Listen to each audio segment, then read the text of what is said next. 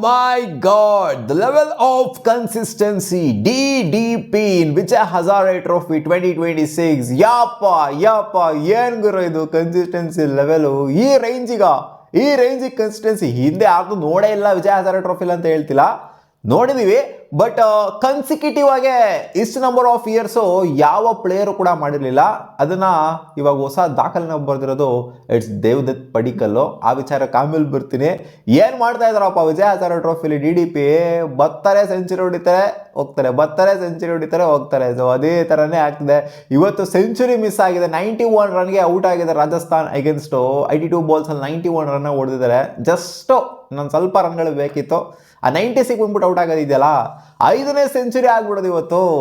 6 ಮ್ಯಾಚಲ್ಲಿ 5 century ಆಗ್ಬಿಡೋದು. Unfortunate ಆಗಿ ಇವತ್ತು 91 ರನ್ಸಿಗೆ out ಆಗಿದ್ದಾರೆ. ಸೊ ಯಪ್ಪ ಏನು ಕನ್ಸಿಸ್ಟೆಂಟಾಗಿ ಆಡ್ತಾ ಇದ್ದಾರೆ ಅಂತಂದರೆ, ಆಡಿರುವಂಥದ್ದು ಈ ವಿಜಯ್ ಹಜಾರೆ ಟ್ರೋಫಿಲಿ 6 ಮ್ಯಾಚು 6 ಇನ್ನಿಂಗ್ಸ್ ಬ್ಯಾಟಿಂಗ್ ಆಗ್ಬಿಟ್ಟು 4 ಸೆಂಚುರಿನ ಹೊಡೆದಿದ್ದಾರೆ. 150+ ಹೊಡೆದಿದ್ದಾರೆ. ಅದೇ ಇವತ್ತು ಹೊಡೆದಂಥ 91. ಒಂದು ಮ್ಯಾಚಲ್ಲಿ ಮಾತ್ರ 120+ಗೆ ಔಟ್ ಆಗಿರೋದು. ಸೊ ಅದೊಂದೇ ಒಂದು ಮ್ಯಾಚು. ಇವರ ಆವ್ರೇಜ್ ನೋಡ್ತು ಅಂತಂದ್ರೆ ಮಗ ಕಳೆದೋಗ್ಬಿಡ್ತೀರಾ ಗುರು. ಆವ್ರೇಜ್ 100.83 100 ಆವ್ರೇಜ್ನ ಈ ಒಂದು ಸೀಸನ್ಲಿ ಇಟ್ಕೊಂಡಿದ್ದಾರೆ. ಬರೀ ಈ ಒಂದು ಸೀಸನ್ ಮಾತ್ರ ಮಾತಾಡ್ತಾ ಇಲ್ಲ ನಾನು. ಈ ಒಂದು ಸೀಸನ್ ಮಾತಾಡ್ತು ಅಂತಂದರೆ ಅದು ನೆಕ್ಸ್ಟ್ ಲೆವೆಲ್ ಪರ್ಫಾರ್ಮೆನ್ಸ್ ಇದೆ. ಆವ್ರೇಜು ಅವ್ರ ಎಂಟೈರ್ ವಿಜಯ್ ಹಜಾರೆ ಟ್ರೋಫಿ ತಗೊಂತು ಅಂದರೆ 80+ ಇದೆ ಅವರ ಆವ್ರೇಜು. ಸೊ ಇಂಥ ಬ್ಯಾಟರ್ನ ನಮ್ಮ ಇಂಡಿಯನ್ ಟೀಮು ಮಿಸ್ ಮಾಡ್ಕೊತಾ ಇದೆಯಾ ಅಂತಲೂ ಕೂಡ ಒಂದು ಪಾಯಿಂಟಲ್ಲಿ ಅನಿಸುತ್ತೆ. ಈ ರೇಂಜಿಗೆ ಆವ್ರೇಜು, ಈ ರೇಂಜಿಗೆ ಕನ್ಸಿಸ್ಟೆನ್ಸಿ ಇರುವಂಥ ಬ್ಯಾಟರ್ಗೆ ಅವಕಾಶ ಕೊಡಬೇಕು ಅಲ್ವಾ ಅಂತಲೂ ಕೂಡ ಅನಿಸುತ್ತೆ. ಇವಾಗ ಯಶಸ್ವಿ ಜಾಯ್ಸ್ವಾಲ್ ಹಂಗೆ ನೋಡೋಕೆ ಹೋಯ್ತು ಅಂತಂದರೆ, ಹೌದು ಇವಾಗ ಹಂಗೆ ಇದ್ದಾರೆ ಯಶಸ್ವಿ ಜಾಯ್ಸ್ವಾಲ್. ಏನೋ ಒಂದು ಮೇಯ್ನ್ ಲೆವೆನಲ್ಲಿ ಕನ್ಸಿಡರ್ ಆಗೋ ಥರ ಏನಿಲ್ಲ. ದೇವದತ್ ಪಡಿಕಲ್ ಯಾಕೋ ಯಶಸ್ವಿ ಜಾಯ್ಸ್ವಾಲ್ ಅವ್ರನ್ನ ಓವರ್ಟೇಕ್ ಮಾಡ್ಬಿಟ್ಟು ಮುಂದೆ ನುಗ್ಬೋದು ಗೋಯಿಂಗ್ ಫಾರ್ವರ್ಡ್ ಇನ್ ಫ್ಯೂಚರ್ ಅಂತ ನನಗೇನೋ ಅನ್ನಿಸ್ತದೆ. ಈ ಒಂದು ಪರ್ಫಾರ್ಮೆನ್ಸ್ ಆದಮೇಲೆ ಹೈಯೆಸ್ಟ್ ಬಂದ್ಬಿಟ್ಟು 147 ಹೊಡೆದಿದ್ದು. ಆಮೇಲೆ ಇವರ ಸ್ಟ್ರೈಕ್ ರೇಟ್ ಬಂದ್ಬಿಟ್ಟು 103 ಇದೆ. 50 ಓವರ್ ಫಾರ್ಮೆಟ್ಗೆ 103 ಸ್ಟ್ರೈಕ್ ರೇಟ್ ಅಂತಂದರೆ ಇದು ಮೋರ್ ದೆನ್ ಎನಫ್. ಒಂಥರ ಬೆಟರ್ ಸ್ಟ್ರೈಕ್ ರೇಟ್ ಅಂತಲೇ ಅರ್ಥ. 100 ಅಬೋವ್ ಇದೆ ಅಂತ ಅಂದರೆ 57 4ನ ಹೊಡೆದಿದ್ದಾರೆ ಗುರು. 26ನ ಹೊಡೆದಿದ್ದಾರೆ, 57 4ನ ಹೊಡೆದಿದ್ದಾರೆ.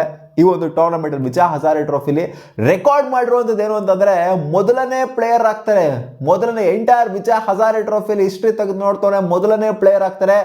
3 ಇಯರಲ್ಲಿ 3 ವಿಜಯ್ ಹಜಾರೆ ಟ್ರೋಫಿ ಸೀಸನ್ಸ್ಗಳಲ್ಲಿ 600+ ರನ್ಸ್ನ ಹೊಡೆದಿರೋಂಥ ಏಕೈಕ ಪ್ಲೇಯರ್ ಆಗ್ತಾರೆ ದೇವದತ್ ಪಡಿಕಲ್ಲು. ಸೊ ಈ ವಿಶೇಷವಾಗಿರುವಂಥ ದಾಖಲೆನ ಇವರ ಹೆಸರಿಗೆ ರೆಕಾರ್ಡ್ ಮಾಡ್ಕೊಂಡಿದ್ದಾರೆ.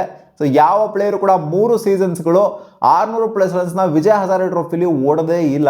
ಆ ದಾಖಲೆ ಮಾಡಿರೋದು ಅದೇ ನಮ್ಮ ಕರ್ನಾಟಕದ ದೇವದತ್ ಪಡಿಕಲ್ ಮಾತ್ರ. 6 ಮ್ಯಾಚ್ಗೆ 605 ರನ್ನು. ಕರ್ನಾಟಕ ಎಲ್ಲ ಮ್ಯಾಚ್ನ ಗೆದ್ದಿದೆ ವಿಜಯ್ ಹಜಾರೆ ಟ್ರೋಫಿಲಿ ಅಂತಂದರೆ, ಇವಾಗ ಆಡಿರುವಂಥ ಎಲ್ಲ ಮ್ಯಾಚ್ನು ಕೂಡ ಗೆದ್ದಿದೆ. ಇವತ್ತು ಆಡ್ತಿದೆ ಕರ್ನಾಟಕ 6ನೇ ಮ್ಯಾಚ್ನ ರಾಜಸ್ಥಾನ್ ಅಗೇನ್ಸ್ಟು 324 ರನ್ನ ಹೊಡೆದಿದೆ. ಸೊ ಇವತ್ತು ಕೂಡ ಗೆಲ್ಲುವಂಥ ಪಾಸಿಬಿಲಿಟಿನೇ ಜಾಸ್ತಿ ಇರೋದು. ಏನಂತ ಈ ಗ್ರೂಪ್ ಸ್ಟೇಜಲ್ಲಿ ರಾಜಸ್ಥಾನದವ್ರೇನು ಹಾವಳಿ ಕೊಟ್ಟಿಲ್ಲ.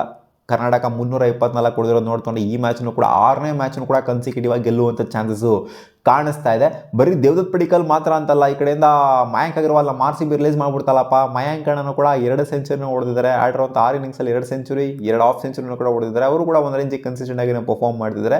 So all over top order ಒಂಥರ ಸಾಲಿಡ್ ಆಗಿ ಪರ್ಫಾರ್ಮ್ ಮಾಡ್ತಿರೋದು ದೇವದತ್ ಪಡಿಕಲ್ಲು, ಜೊತೆಗೆ ಮಯಾಂಕ್ ಅಗರ್ವಾಲ್ ಸಾಲಿಡ್ ಆಗಿ ಪರ್ಫಾರ್ಮ್ ಮಾಡ್ತಿರೋದ್ರಿಂದ ಕರ್ನಾಟಕ ಕನ್ಸಿಕ್ಯೂಟಿವ್ ಆಗಿ ಎಲ್ಲ ಮ್ಯಾಚ್ಗಳು, ಜೊತೆಗೆ ಬೌಲಿಂಗ್ ಪರ್ಫಾರ್ಮೆನ್ಸ್ನು ಮೆಚ್ಕೊಳ್ಳೇಬೇಕು.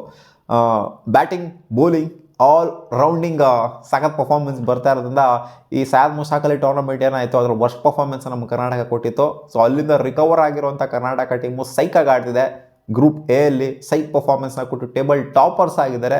ಸೊ ಅದಕ್ಕೆ ಮುಖ್ಯ ಕಾರಣ ಆಗಿರೋದು ದೇವದತ್ ಪಡಿಕಲ್ನ ಕನ್ಸಿಸ್ಟೆಂಟ್ ಪರ್ಫಾರ್ಮೆನ್ಸು, ಜೊತೆಗೆ ಮಯಾಂಕ್ ಅಗರ್ವಾಲ್ ಅವರ ಕನ್ಸಿಸ್ಟೆಂಟ್ ಪರ್ಫಾರ್ಮೆನ್ಸು. ಬಟ್ ಏನು ಮಾಡೋಕ್ಕಾಗಲ್ಲ, ಮಯಾಂಕ್ ಅಗರ್ವಾಲ್ನ ರಿಲೀಸ್ ಮಾಡಿದ್ದಾರೆ ನಮ್ಮ RCB. ಈ ಕಡೆಯಿಂದ ದೇವದತ್ ಪಡಿಕಲ್ಲು ಆ ಒಂದು ನಂಬರ್ 3 ಸ್ಲಾಟ್ನ ಈ ಒಂದು ಪರ್ಫಾರ್ಮೆನ್ಸ್ನ ನೋಡ್ತು ಅಂತಂದರೆ ಖಂಡಿತ ವೆಂಕಟೇಶ್ ಅಯ್ಯರ್ಗಂತೂ ಬಿಟ್ಕೊಂಡು ಕೊಡುವಂಥ ಸೀನೇ ಇಲ್ಲ. ಯಾಕಂದರೆ ವೆಂಕಟೇಶ್ ಅಯ್ಯರ್ ಏನು ಸದ್ ಮಾಡ್ತಾ ಇಲ್ಲ ವಿಜಯ್ ಹಜಾರೆ ಟ್ರೋಫಿಲಿ. ಕ್ಯಾಪ್ಟನ್ಸಿ ನಿಭಾಯಿಸ್ತಿರ್ಬೋದು, ಬಟ್ ಇವ್ರ ಮಟ್ಟಿಗಂತೂ ಖಂಡಿತ ಸದ್ ಮಾಡೋಕ್ಕಂತೂ ಆಗೋದೇ ಇಲ್ಲ.